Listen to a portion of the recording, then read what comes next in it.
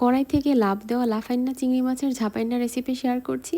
রান্নার আগেই বলে নিচ্ছি, অতিরিক্ত পরিষ্কার পরিচ্ছন্ন লোকজন আর খুঁতখুঁতে মানুষজন এই রেসিপি থেকে দূরে থাকবেন। আপনাদের এটা ট্রাই করার দরকার নেই। প্রথমেই নিয়েছি 200 বা 250 গ্রামের মতো কোড়ে চিংড়ি বলে এটাকে। এটা দেখতে খানিকটা স্বচ্ছ।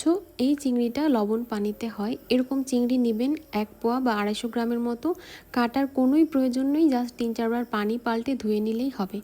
এটা এভাবেই খাওয়া যায়, কারণ চিংড়িটা এমনিতেই পরিষ্কার থাকে।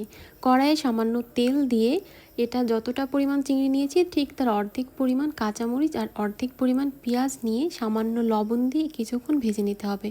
আর কোনো মশলাই আমি এর মধ্যে অ্যাড করব না। চিংড়িটা এমনিতেও ভীষণ মিষ্টি আর সুস্বাদু, খেতে এমনিই ভালো লাগবে। অতিরিক্ত মশলা অ্যাড করলে এর অ্যাকচুয়াল টেস্টটা নষ্ট হয়ে যাবে। এবার নেড়েচেড়ে এই কাঁচামরিচ পেঁয়াজের সাথে চিংড়িটা খানিকক্ষণ ভেজে নিব। এই যে দেখুন, এতটাই তাজা যে চিংড়ি কড়াই থেকে লাফ দিয়ে পড়ে যাচ্ছে। একটুখানি হলুদ গুঁড়া দিয়ে নাড়িয়ে চাড়িয়ে 5 মিনিট ঢেকে রাখলেই রান্না হয়ে যাবে। গরম ভাত দিয়ে খেতে এত পরিমাণে ভালো লাগে, আপনারা অবশ্যই ট্রাই করবেন যদি এই চিংড়িটা পেয়ে থাকেন।